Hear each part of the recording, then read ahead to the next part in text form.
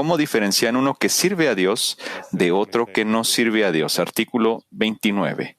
Nuestros sabios escriben en Mesejet Ketubot, Rabbi Hiyá Bar Ashi dijo, Rav dijo, todos los árboles estériles en la tierra de Israel están destinados a dar fruto. ¿Cómo fue dicho? Porque el árbol ha dado su fruto, la higuera y la vid han producido fuerza. El Maharsha interpreta que, aunque es un árbol estéril, que por naturaleza no es apto para producir frutos, aún así dará frutos. Debemos entender lo que esto nos enseña en el trabajo. El comentario Sulam, en su comentario acerca del ensayo sobre las letras, escribe, es sabido que el Creador los hizo opuestos unos de otros. Del mismo modo que hay 4 mundos había de Kedushá, hay 4 mundos había de Tumá, opuestos de ellos. Por lo tanto, en el mundo de Asiyá, no hay distinción entre uno que sirve al Creador y uno que no le sirve. Por lo tanto, ¿cómo podemos distinguir entre el bien y el mal? No obstante, hay una cuestión muy importante que es, otro Dios es estéril y no da frutos. Por lo tanto, aquellos que fracasan y recorren el camino de Aviyá de Tumá, de impureza, su fuente se seca y no tienen la bendición de los frutos espirituales, y por lo tanto se marchitan hasta que se cierran por completo. Lo opuesto son aquellos que se adhieren a la Kedushá. Sus obras son bendecidas, como un árbol plantado junto a los arroyos del agua, que procede fruto en su estación y su hoja no se marchita, y en todo lo que hace prospera. Este es el único escrutinio en el mundo de Asiyá. Saber si uno está en Kedushá o todo lo contrario. Debemos entender el significado de frutos en la espiritualidad. La palabra frutos se usa para referirse a ganancias. Es como decir, hice un gran negocio, pero aún no ha dado frutos. Sin embargo, acá significa que él todavía no obtiene ganancias de eso. En cuestiones de trabajo, debemos interpretar que cuando una persona comienza a asumir la carga de la Torah y Mitzvot, el entendimiento que tiene sobre el temor al cielo y la importancia de las Mitzvot, y especialmente la importancia de la Torah cuando tiene 20 o 30 años, no sabe mucho sobre la obra del Creador. Es decir, ¿qué es el temor al cielo y cuál es el sentimiento en la Torah y Mitzvot? Y aunque ve que ya tiene una posesión de varios años participando en Torah y Mitzvot, no ha avanzado en el entendimiento que tenía cuando se vio obligado a participar en Torah y Mitzvot. En otras palabras, pensó que, a medida que creciera, probablemente tendría unas intenciones distintas a las que tenía cuando comenzó en el servicio al Creador. Sin embargo, ha permanecido en la misma intención y está de acuerdo con la opinión general que dice sobre él que cuando ven que observa la Torah y Mitzvot en todo su detalle y complejidad, lo respetan, lo exaltan y lo honran por su trabajo en Torah y Mitzvot. Por lo tanto, él está en un estado de el mundo entero te dice que eres justo. Por esta razón, él nunca podrá alcanzar la perfección, lo que se llama servir al Creador. Y sigue siendo un servidor de sí mismo. Es decir, que todo el trabajo que hace es para su propio beneficio. Esto se llama no servirle a él. Más bien, al contrario, está trabajando para sí mismo y no para el Creador.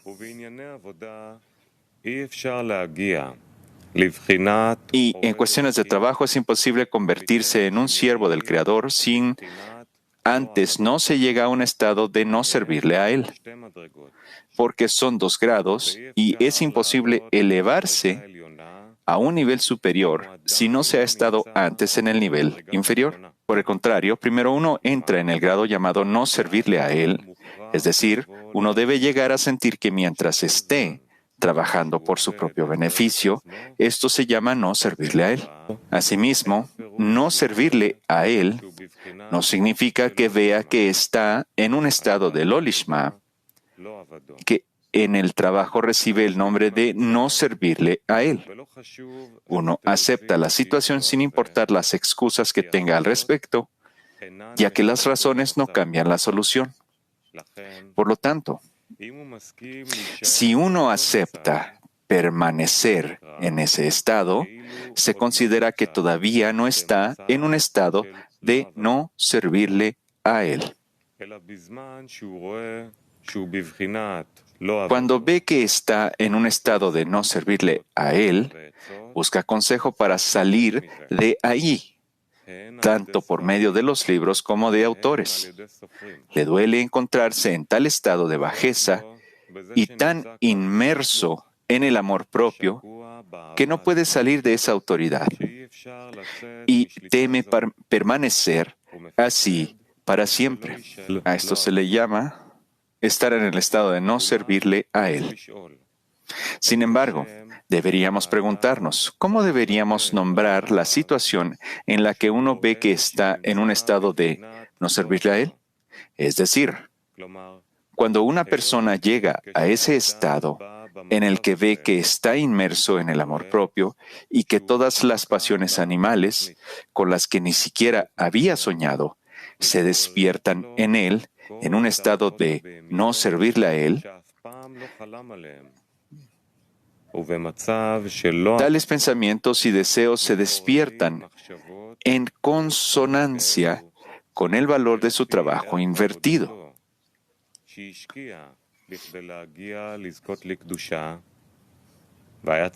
que se esforzó para ser recompensado con la Kedushá, y gracias a eso debería haber visto que, al menos, aunque no haya sido recompensado con la Kedushá, debería haberse visto librado de las pasiones animales. De otro modo, él pregunta, nuestros sabios dijeron, la recompensa es igual al dolor. Es decir, que el hombre es recompensado en consonancia con el esfuerzo que ha realizado. No obstante, ahora él ve que ha realizado el esfuerzo, pero ¿qué recompensa ha recibido? Que se ha vuelto peor.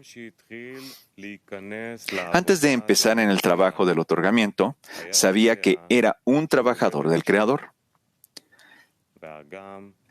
Aunque sabía que habían grados más elevados, esto es, aquellos que trabajan en Lishma, y que ese trabajo en Lishma pertenece solo a unos cuantos elegidos,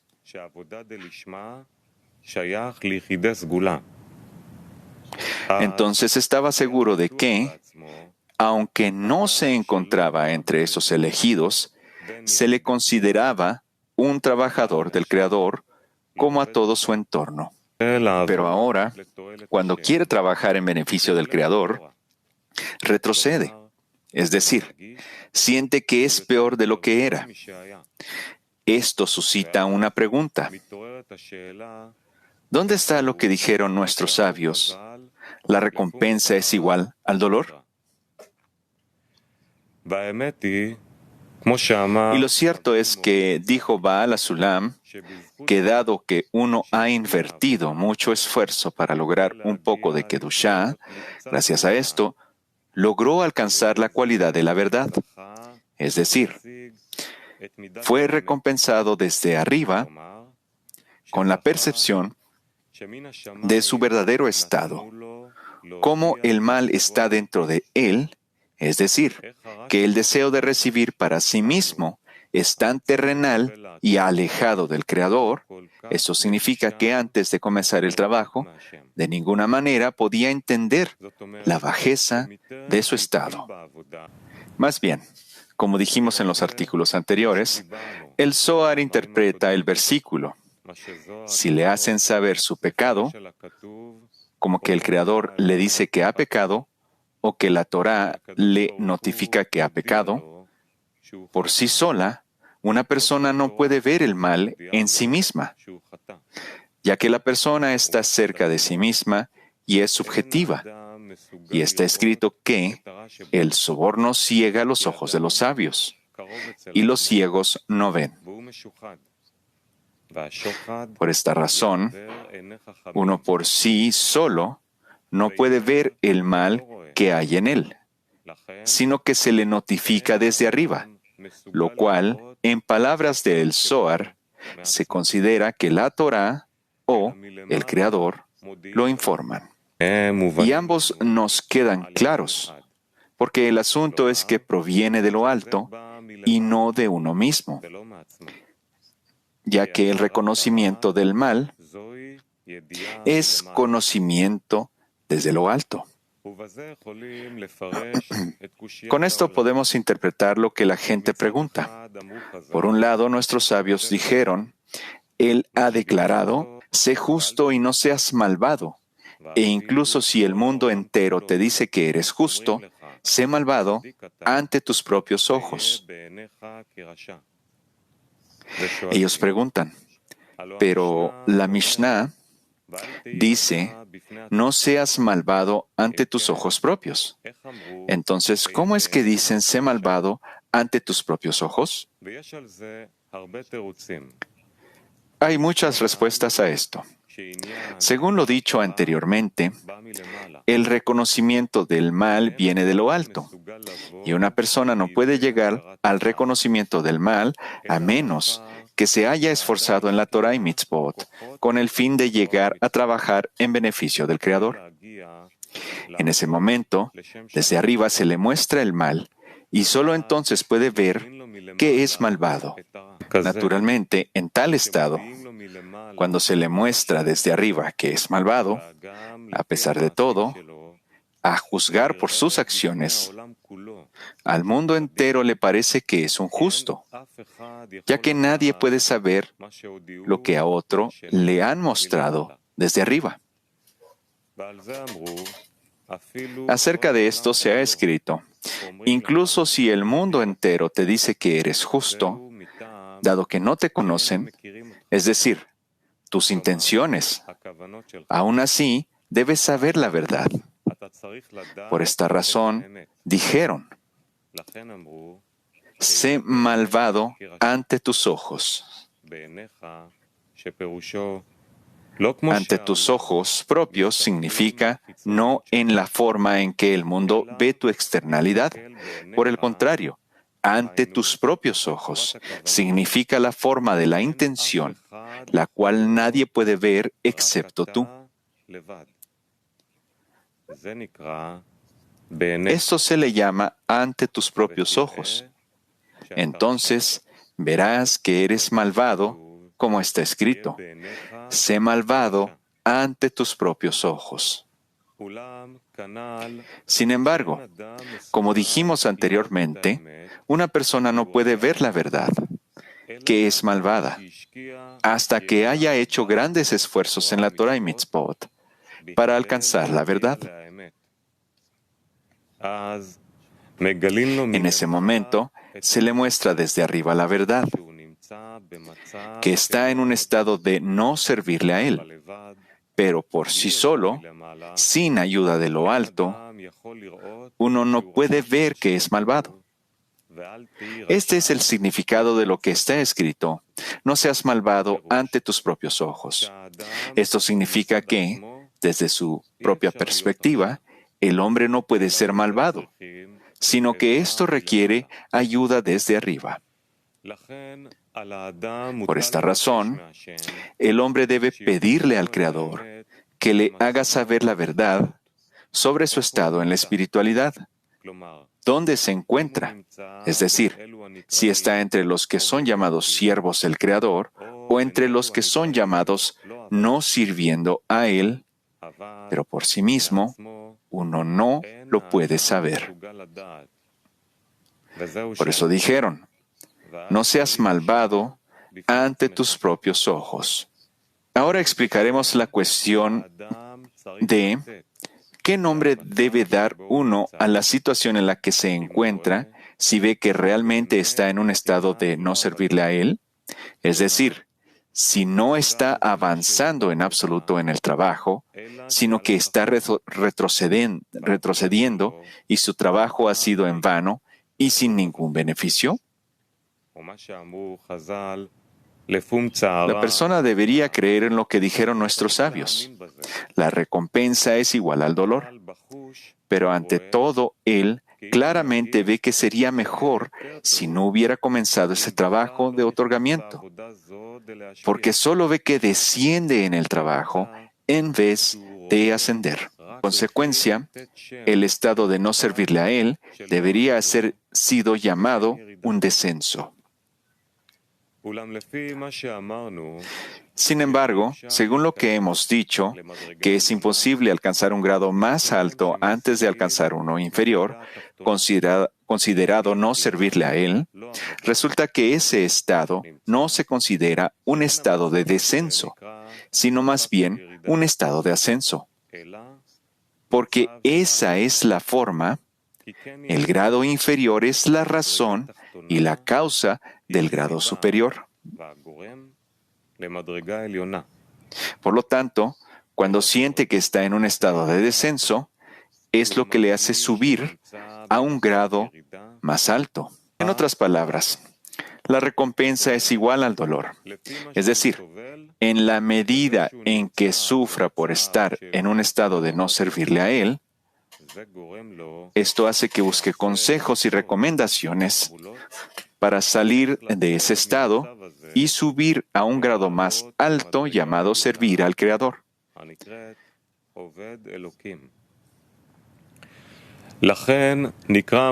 Por esta razón, ese estado es llamado un tiempo de ascenso y es llamado un estado de progreso hacia la meta. Sin embargo, incluso en un momento de no servirle a Él, hay altibajos, y estos descensos también se consideran ascensos. Explicación. Un descenso hace que la persona vea el estado del mal que hay en ella, a lo que puede llegar. Es decir, a qué bajeza es capaz de llevar a la persona. En otras palabras, durante un ascenso, cuando uno tiene deseo por la Torá y la plegaria y piensa que ahora está entre los siervos del Creador y que ya no necesita que el Creador lo ayude a salir de su tendencia al mal, porque siente buen gusto en el trabajo, mira los momentos en que estaba en descenso y se avergüenza de sí mismo. Le duele mucho si recuerda sus descensos, pero de repente cae desde lo más alto hasta un pozo profundo, es decir, desde un estado en que pensaba que ya estaba en el cielo, y luego ve que está en un pozo profundo. Es más, no recuerda cómo cayó al pozo y por qué razón. Una vez que cae en el pozo, está ahí inconsciente, es decir, que no recuerda cómo ha caído en el pozo. Sin embargo, pasado un tiempo, se recupera y comienza a sentir que está en el pozo. El tiempo de recuperación puede tomar 1 minuto, 1 hora, 1 día, 2 días o 1 mes, hasta que recupera la conciencia y ve la bajeza en la que se encuentra.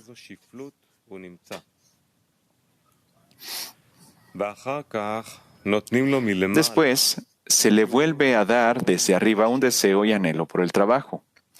Una vez más, se encuentra en un estado de ascenso, y este es el momento en que puede disfrutar del descenso.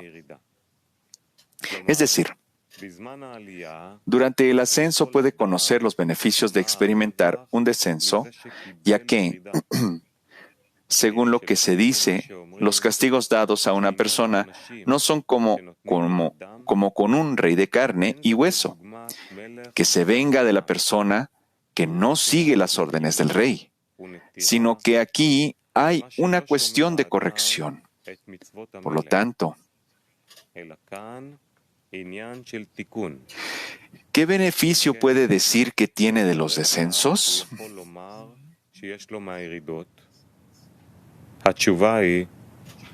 La respuesta es que el deseo no se le dio al hombre para que aprenda de la caída mientras está en descenso. Durante el descenso está inconsciente.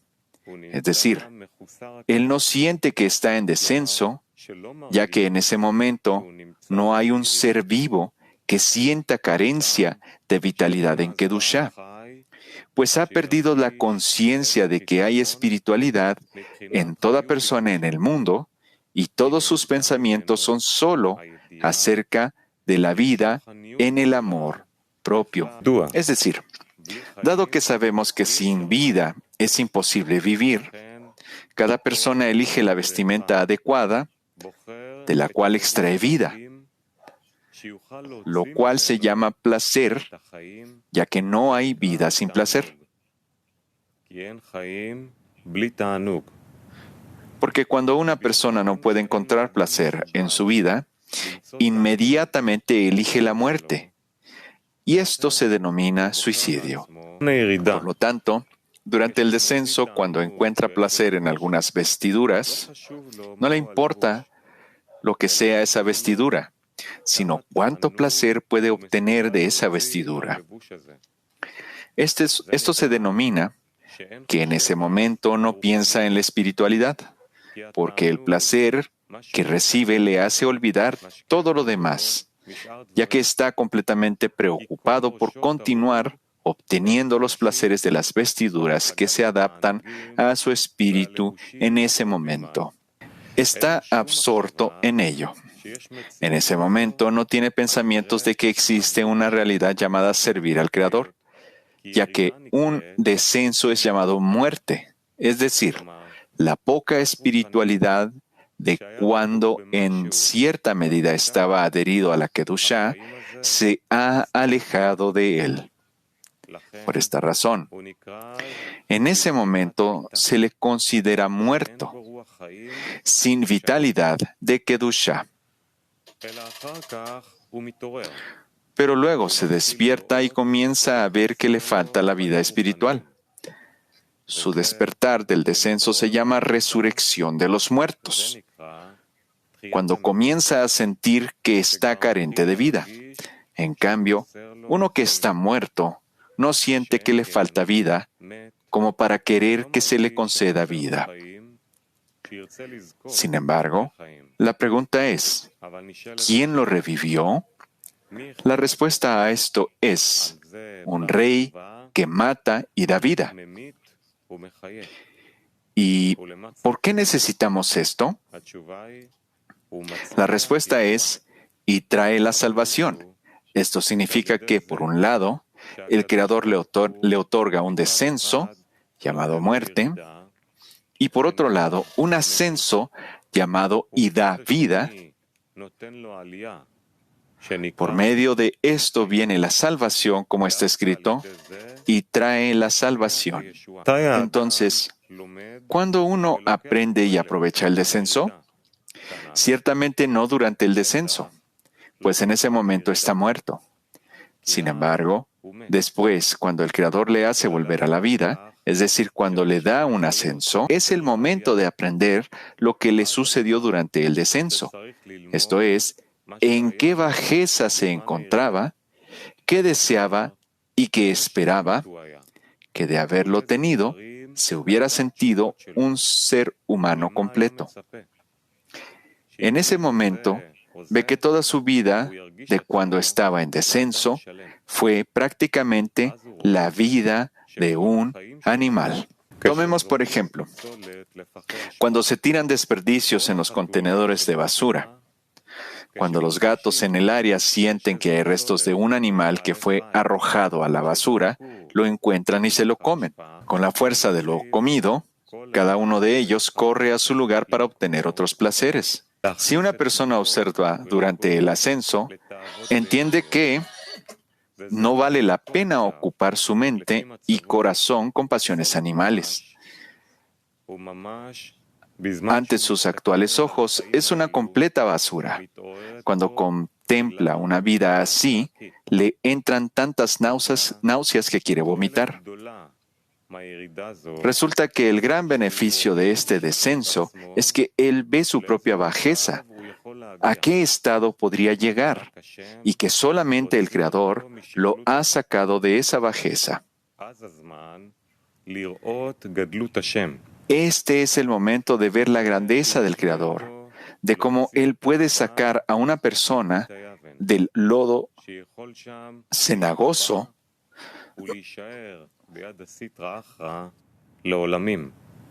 donde podría ahogarse y permanecer para siempre en las manos de la Sitra Agra, y que solo el Creador lo saca de allí.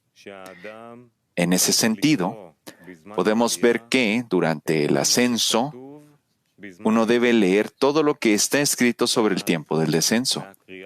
A partir de esta lectura sabrá cómo pedir al Creador por su alma para que no lo arroje una vez más a la basura. Además, sabrá cómo agradecer al Creador por haberlo sacado del fondo del inframundo, como se ha dicho, un rey que mata y da vida y trae la salvación. Es decir, la salvación surge de los descensos y ascensos.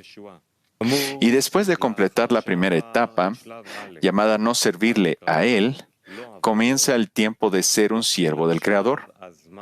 Es decir, una vez más que ha probado todos los consejos y tácticas para salir del estado de no servirle a Él, recibe ayuda de arriba, como está escrito en el Zohar. Aquel que viene a purificarse es ayudado, dándole un alma sagrada. De este modo, sale del gobierno del amor propio y puede trabajar solamente para otorgar. ¿Cómo puede el hombre llegar a ser siervo del Creador? Al ser recompensado con un alma desde arriba. Y entonces se considera que está dando fruto. ¿Y cuál es el fruto? Que ha sido recompensado con un alma. Este es el fruto. En otras palabras, una persona debe saber que antes de ser recompensada con frutos llamados un alma, no puede ser un siervo del Creador, sino que debe estar sirviéndose a sí mismo, lo cual es llamado no servirle a Él. Por la mencionada razón de que una persona no puede ir en contra de la naturaleza con la que nació, el amor propio. Más bien, solo el Creador puede obrar ese milagro. En ese sentido, debemos interpretar lo que dijeron nuestros sabios.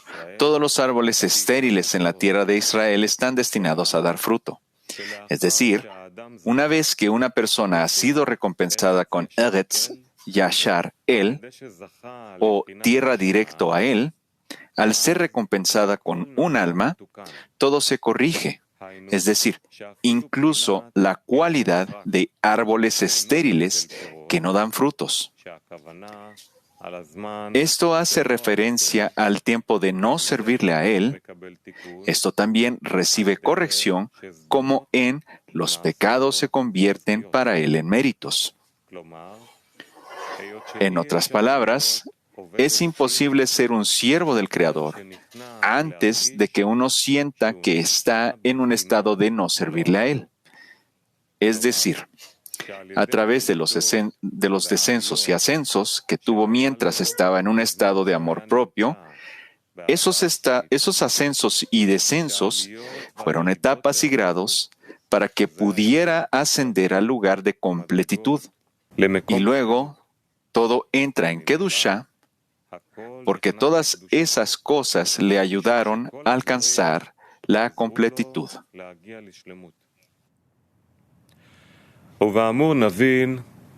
Ahora podemos entender que los árboles estériles, que por naturaleza no son aptos para dar frutos, seguirán dando frutos. Es decir, cuando una persona está en lo lishma, ese estado está lejos de dar frutos y de ser recompensado con la comprensión en el trabajo y la Torá, que se denomina ser recompensado con entrar en el palacio del rey. Pero en un estado de lo lishma es todo lo contrario. Se aleja de la adhesión con el Creador. Aún así, después de haber sido recompensado con entrar en la tierra de Israel, todos los lo lishma, llamados árboles estériles, darán fruto, es decir, que la luz superior, llamada un alma, también morará en esas vasijas, ya que todo entra en Kedushá.